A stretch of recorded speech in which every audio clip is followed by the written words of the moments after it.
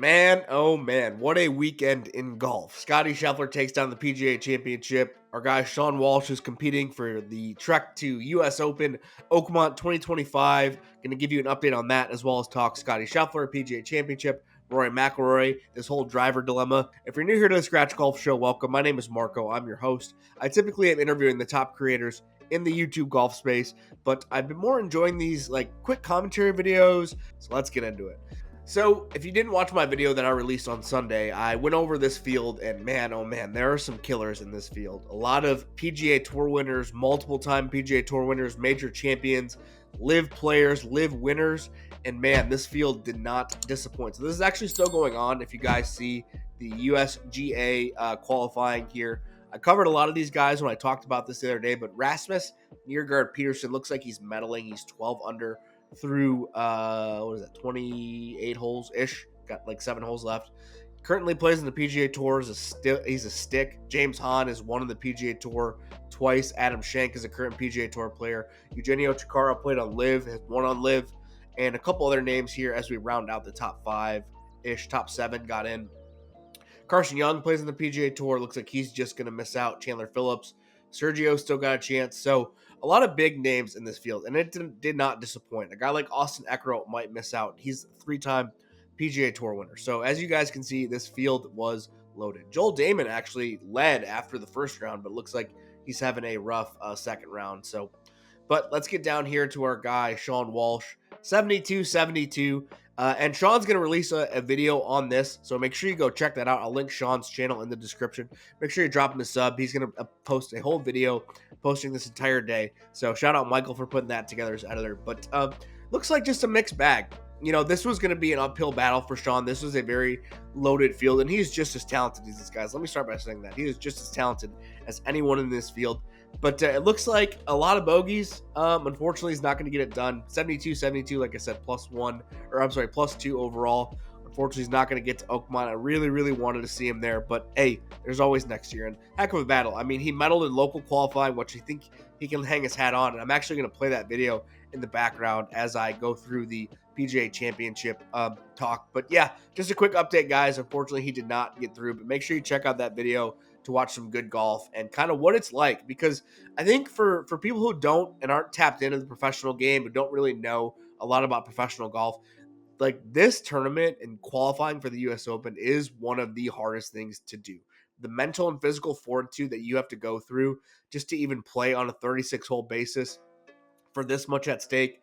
Heck of an effort for Sean here. It looks like just one too many bogeys. He had a lot of birdies. The course was out there, or the number was out there to get. Unfortunately, did not get through. But he did beat a lot of respectable guys. Like Aaron Badley is a PGA Tour winner 5 times. A few guys withdrew, so props to Sean for gunning it out. But unfortunately, not going to make it. So unfortunate for our guy.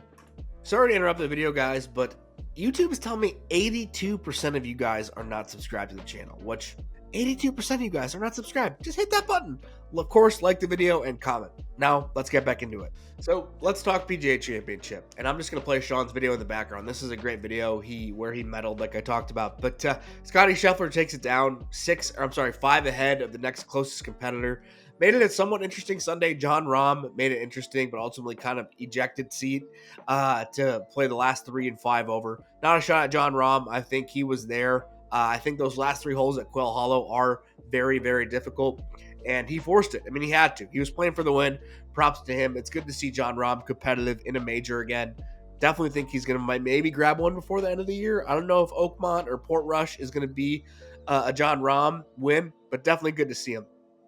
But let's talk about the main talking point. One, Scotty Scheffler's really, really good at golf, and he really separated himself from the field, winning by 5. And before that, the week before, he won by 8, or 2 weeks ago, in his last PGA Tour start, he won by 8 shots.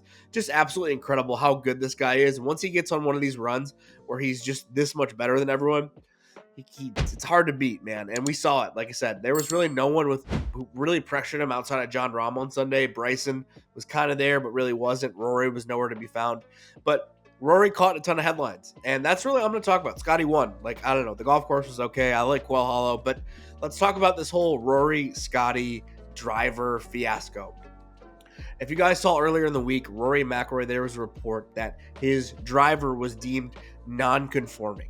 What does that mean? Basically, every week on the PGA Tour, a third of the players get tested. Their driver gets tested to see if it's conforming. Now, it tests the face of it, and I'm not going to get into the specifics of that because I don't think you guys care. But basically, if the face gets too thin, it's deemed non-conforming. And I apologize for the talking. I am sick, like I said, but that made headlines, and everyone was like, "Oh my God, this is so crazy! Was this the driver he used at the Masters? Did he cheat? Is his Masters have an asterisk?" Blah blah blah blah. Twitter was full of terrible takes. Him and Rory not speaking to the media, really, he didn't do himself any favors there. In my opinion, he could have just shut all this down. Like Scotty talked about it in his press conference yesterday, that yeah, his driver was deemed unconforming and he had to switch to a backup. It's really not that big of a deal. This stuff happens all the time. And I think the thing that really was weird was Rory's was the only name that got leaked. And there was like 11 other guys, including an eventual winner, Scotty Scheffler, whose driver was deemed non-conforming, but Rory was the only one who got leaked, which I don't know why that was. I'm sure that's why he was kind of not happy about it, because he was the only one who was going to have to be asked about it, not Scotty, not any of these other guys. But really, if he just did media one day and just said, "Hey guys, like, yeah, my driver was deemed non-conforming. Yes, it was a driver I used at the Masters, and no, it wasn't illegal at the Masters because it wasn't tested that week." So no one knows.